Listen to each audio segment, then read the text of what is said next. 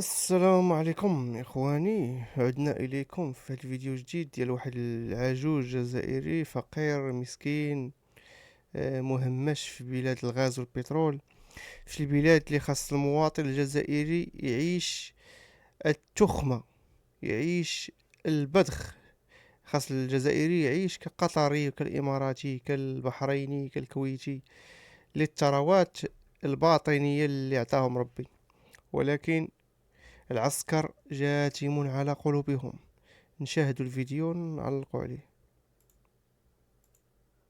دوكا الحاجة وراه المشكل يا بابا. مشكلة. لا إله إلا الله محمد رسول الله. أولا رانا محتاجين في هد حاجات واللي قاضتنا وتمتنا قلة الاعتناء نتاع الحاجة. الغاز ما كانش، الماء ما كانش، الصنيس ما كانش. واش نحسب لك خيرات؟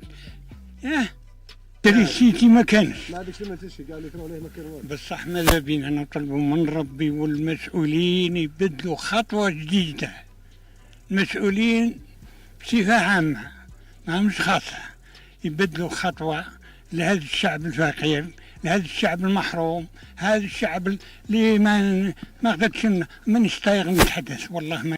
قلتها انا، قلت لهم شعب فقير شعب محروم، غادي يطلعوا انت مغربي انت مروكي انت كذا انت.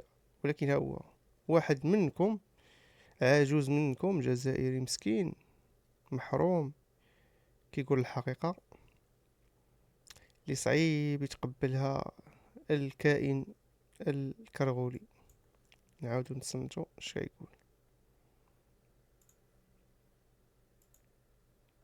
بصفة عامة ما مش خاصة يبدلوا خطوة لهذا الشعب الفقير، لهذا الشعب المحروم، هذا الشعب اللي ما قدرتش مانيش طايق نتحدث والله ماني طايق. معليش يا بابا. معليش يا بابا، حنا نتحدثوا بلاصتك، حنا نوصلوا الرسالة ديالك للمسؤولين الجزائريين يفكوا العزلة على هاد الحي هذا ولا هاد المدينة هادي.